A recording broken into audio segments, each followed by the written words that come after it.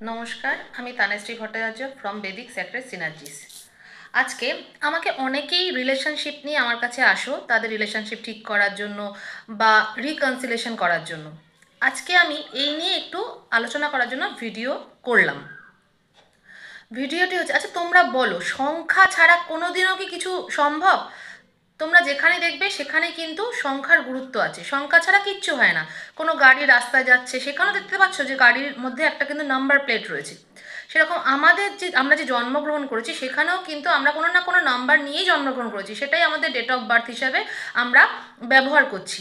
সেরকমই সম্পর্কের ক্ষেত্রেও তোমরা দেখবে, আমি আজকে এই কথাটা বলছি কারণ জীবনটা পুরোপুরি সংখ্যার ওপরে নির্ভরশীল।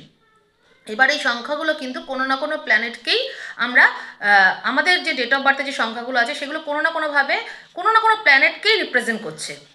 এবার সম্পর্কের ক্ষেত্রে আমি কেন বলছি, অনেকেই আসছো যে সম্পর্ক টিকছে না বা প্রতারণা হচ্ছে তাদের সম্পর্কের মধ্যে, বা ছেড়ে চলে যাচ্ছে রিকনসিলেশনের জন্য, এরকম অনেকেই আসছো। তারা উপকারও পেয়েছো, কিন্তু এই জিনিসটা বোঝো যে জন্মছকে কোন প্ল্যানেট পজিটিভ পাওয়ার দিচ্ছে, কোন প্ল্যানেট নেগেটিভ পাওয়ার দিচ্ছে, যার জন্য এগুলো হচ্ছে। এটা কাইন্ডলি তোমরা একটু বোঝার চেষ্টা করো। আশা করছি আমি খুব সহজেই ব্যাপারটা বুঝিয়ে দেবো তোমাদের জীবনে। যারা, এটা হচ্ছে প্রেমিক প্রেমিকার ক্ষেত্রেও হতে পারে, হাজব্যান্ড ওয়াইফের ক্ষেত্রেও হতে পারে। এবার আমাদের সবার জীবনে বা তোমাদের জীবনে যে তোমরা লাভ রিলেশনশিপে আছো, কিন্তু সেই রিলেশনশিপটা বেশি দিনের জন্য টিকছে না। হয় তোমাদের যে পার্টনার তারা ছেড়ে চলে যাচ্ছে, বা কোনো না কোনো কারণে তোমরাও সেই রিলেশনটাকে টিকিয়ে রাখতে পারছো না। এই যে রিলেশন না টেকানোর যে এটার কারণই হচ্ছে রাহু প্ল্যানেট। রাহু আমাদের জন্মছকে যখন নেগেটিভ কোনো ইম্প্যাক্ট দেয় তখনই কিন্তু রিলেশনশিপে প্রবলেম হয় বা চিটিং হয়, এটাও বলতে পারো যে তোমার পার্টনারের দ্বারা তুমি চিটেড হচ্ছ। এবার এটা কিন্তু করে রাহু প্ল্যানেটের দ্বারা। এবার সম্পর্কের ক্ষেত্রে বারবার এরকম হয়, একবার দুবার তিনবার বারবার এরকম হয় যে কোনো না কোনো সম্পর্ক বারবার করে চেঞ্জ করছে। এমন না যে তোমরা চাইছো না যে সেই সম্পর্কটা রাখতে, কিন্তু কোনো না কোনো কারণে হয়ে যাচ্ছে, সেই সম্পর্কটা ভেঙে যাচ্ছে। এটা কিন্তু জন্মছকে রাহুর কুপ্রভাব থেকেই হয়, এটা মনে রেখো। সেরকমই যে কোনো সম্পর্ক যে তোমরা স্টেডি আছো, বলছি না যে খুব ভালো আছে সম্পর্কটা, সেটা স্বামী স্ত্রীর মধ্যেও হতে পারে বা লাভ রিলেশনশিপের ক্ষেত্রেও হতে পারে, যে সম্পর্কটা টিকে যাচ্ছে, খুব স্যাটিসফাইড না হলেও টিকে যাচ্ছে। এটা কিন্তু বৃহস্পতি এবং শনি এই দুটো যদি পজিটিভভাবে তোমাদের জন্মছকে পজিটিভভাবে পাওয়ার দেয়, তাহলে কিন্তু সেই রিলেশনশিপটা টিকে যায়। সেরকমই মনের মধ্যেও একটা মন কেন্দ্রিক যেই প্ল্যানেটগুলো, সেটা হচ্ছে চন্দ্র। এবার অনেকে আছো যে রিলেশনশিপে আছো, কিন্তু 1 মাস বা 1 বছর বা এরকম কয়েক সপ্তাহের মধ্যে তোমাদের রিলেশনশিপটা আর ভালো লাগছে না, তোমরা জোর করে টিকে আছো, তোমাদের কিন্তু মন চাইছে না। এটা কিন্তু মুন প্ল্যানেট নেগেটিভে যখন রান করে তখন কিন্তু রিলেশনশিপে এই প্রবলেমটা হয়, মানে জোর করে তোমরা আছো, মানে আমরা আছি কিন্তু আমাদের বলে না যে মৃত মানুষের মতন, যে বডিটা রয়েছে কিন্তু তার মধ্যে কোনো প্রাণ নেই, সেরকমই যে জোর করে রিলেশনশিপে আছি কিন্তু আমাদের মন সায় দিচ্ছে না। এটাই কিন্তু মুন প্ল্যানেটের নেগেটিভ ইম্প্যাক্টের ফলে হচ্ছে।